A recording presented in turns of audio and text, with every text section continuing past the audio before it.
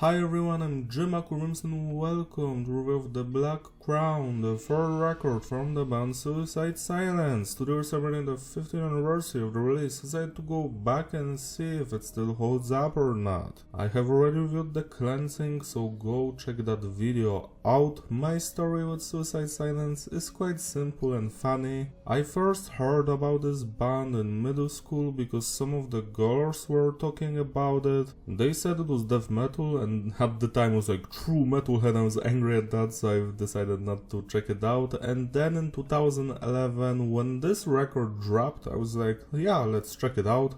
And after hearing it, I've become a massive fan of this band and I've been listening to their music ever since. When it comes to the lineup on this release, we've got Mitch Lacker on the vocals. Sadly, he passed away in an accident in 2012, rest in peace legend. So obviously this is his last record with the band, but he did provide some lyrics on the next release, on the title song You Can Stop Me. It was one of the last things he wrote.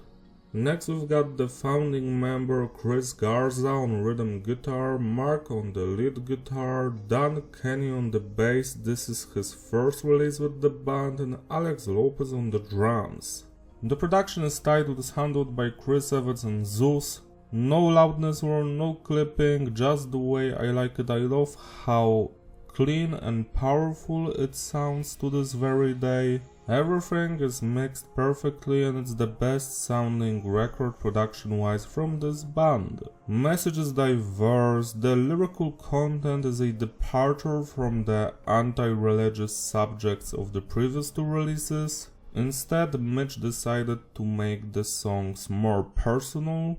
A lot of them are about addictions, trying not to drink or use drugs. We have songs about environment, other songs that stand against racism and bigotry. A few tracks like You Only Live Once and Smashed, for example, that are about the passage of time and we trying to live in the moment, being happy that we are still alive. Songs about the brutality of humanity and nature, and also O.C.D, which is quite interesting because it's actually about O.C.D. And that's it. I urge you to read the lyrics by yourself because they're written quite good and they still hold up to this very day. When it comes to the structure of the songs, it usually goes like that. Intro, verse, pre-chorus, chorus, verse, pre-chorus, chorus, breakdown, bridge that has 1 to 2 different segments. Then they usually go to the verse, pre-chorus, chorus, outro, and the outro is usually also a breakdown. Almost every song features a guitar solo. When it comes to the music genre, this record is a slight departure from the 100% deathcore sound this band had previously. Instead, they go for like 30% deathcore, 40% nu metal and 20% old school death metal. At least this is the stuff you're going to hear throughout this release. You can easily spot all of the death metal and hardcore influences, especially the nu metal ones on songs like O.C.D, F Everything, Cross-Eyed Catastrophe, but also some genty elements like on Witness the Addiction. It has that genty vibe to it. Now let's focus on the musicianship. Let's start with the band's drummer Alex. His playing is phenomenal. I love his double bass work, the style, the groove, the speed, the precision of his playing, the tempo changes, it's all here. I feel like drumming wise this is the best Suicide record. He truly outdid himself here. Next we've got Danny on the bass, and the bass is audible. He mostly follows the guitars, but we have some moments here and there, like in the songs Everything, Cross-Eyed, Smashed, where he gets his 2 to 4 seconds where he can just shine. I would love for him to have more moments like that, but still it's a good thing that they've actually decided to incorporate some of that stuff into the songs where only the bassist is playing, or the bassist and the drummer. Kudos to the band, very nu metal coded. Next we've got all of the guitar playing here, which to me is fabulous. The guitar work is stellar for the entire release.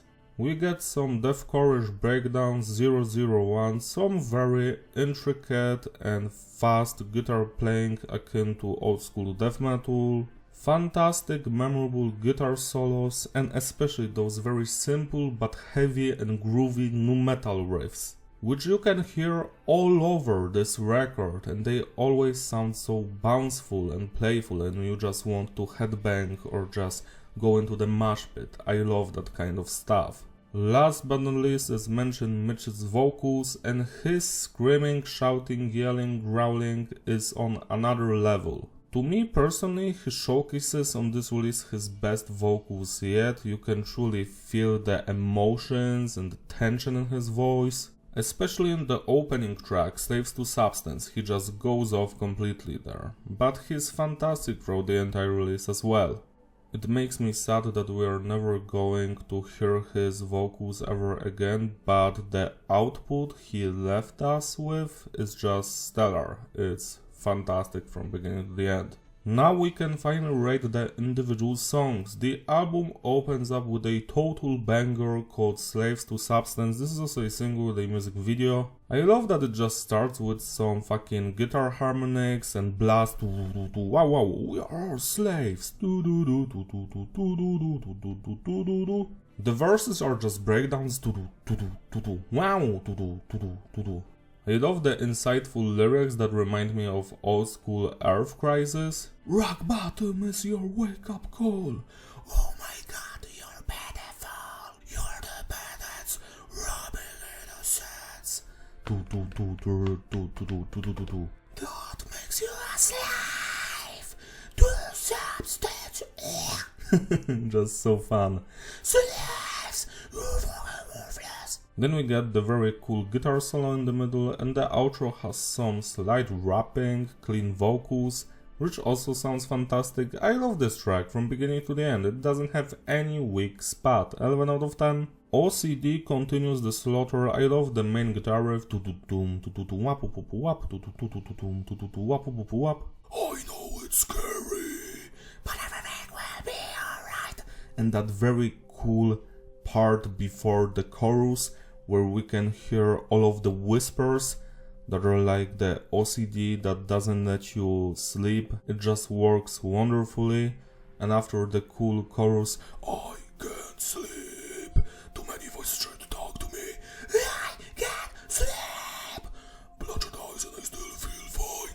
We get the fantastic bridge section with a lot of Korn guitar riffs slapped in. It makes me so happy to hear that stuff in deathcore. 11 out of 10. Human Violence is a song that reminds me a mix between old school death metal and the second Slipknot release, because the main guitar riff has that vibe to it. This song has fantastic blast beat sections, the vocals go off. Human Violence at its finest. Wow. I love it from beginning to the end, even if I preferred the previous two songs more. Still, it's a banger that doesn't have any weak spots as well. 10 out of 10. Next we've got You Only Live Once, another single with a music video, and this might sound bad to you, but I feel like this song is a little bit overrated and overplayed. This is the same case I have with System of a Down Chop Suey and Linkin Park's Crawling, where I had to take some time off from these songs because I've listened to them too many times. It's something that also happened to this song. Like, I do enjoy it from beginning to the end. I love the intro, that main guitar riff. You only get one shot, so shot. You only live one. I love the breakdown in the middle. The music video is also fun as hell, but overall, to me personally, this is like the third weakest song on the release. It's still a fun time, don't get me wrong. It doesn't have any weak spots as usual. It just, I feel like I've listened to it too many times. So, sorry, that's my only problem with this one. 10 out of 10. Fuck everything. This song, I love the main guitar riff. That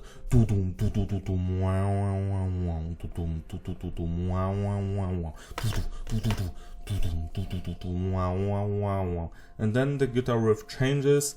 I love the nu metallic version of it as they go through the chorus. Fuck everything, everything.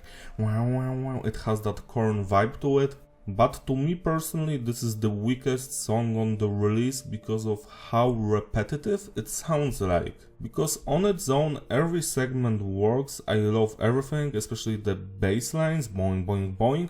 I feel like this song would benefit from an edit that would shorten it for like a minute or 90 seconds, make it slightly shorter so people can enjoy it. Besides that, I have nothing against this track, it's also a stellar banger, 10 minus out of 10. March to the Black Crown is just a short intro. It has a very Nile and old school Behemoth coded melodies.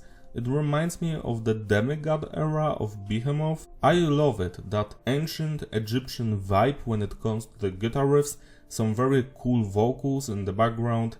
It's a stellar thing. I am not sure why it's in the middle of the record, but I do appreciate it for what it is, 10 out of 10. Witness the Addiction features Jonathan Davis of Korn, the band's hero, obviously because all of them love nu metal, as you can probably guess from the self-titled release, which wasn't that bad as people say it is. It's actually a pretty great record. I will die on that hill with my best friend, we love that album. A fun fact for you, apparently Jonathan Davis did his vocals like on the last day the album was supposed to be submitted to the label, so they were like panicked and stressed out that he wouldn't make it on time, but he did, and that's fantastic. This is the only song here I hear is played on an 8-string guitar because it's way lower compared to every other song.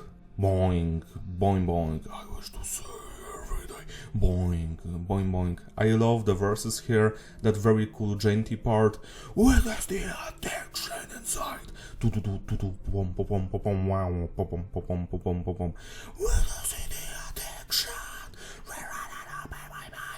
And then we get Jonathan Davis. I used to think that I could fly, spread my wings and fly away. Burn, liar! I love it. I love his feature. The clean singing just works here. And I don't know if anyone hated it at the release, but this is a banger, one of the better songs on this album, that's for sure. I love it from beginning to the very end, 11 out of 10. Cross-eyed Catastrophe features Alexia from Ice Set to Kill, and this is another very special song for Suicide Silence because it features female clean vocals, just doing that la la in the background. I love the guitar riffs here, they sound way different compared to everything from this band. And that cool death metal part with tum tum tum tum tum tum wow tum tum tum tum. Love it. Cross-eyed Catastrophe. All of that stuff. No, no, no, no, no, no, no. Yeah, cross-eyed Catastrophe, cross-eyed Catastrophe. All of that stuff, every single section here slaps. This is like in my top 5 Suicide Silence songs. 11 out of 10. Smashed features Frank Mullen, the ex-vocalist, founding member of Suffocation. And wow, this one goes off. I love that very cool do-doom, doom, do-doom, doom, do-doom guitar riff. And then Frank comes up with his vocals. Yeah, this is the song about the passing of time, and I love every single section here. This one truly smashes your face with how brutal and fun it is. Another highlight of this release, where every section slaps, especially the outro. The outro is very underrated, 11 out of 10. The only thing that sets us apart is probably on my top 3 songs from this release. I love how experimental it sounds like. Those acoustic parts remind me of prog death metal. Do-doom, do-do-do-doom, do-do-do-doom, do-do-doom, all of that stuff, and then it goes heavier obviously.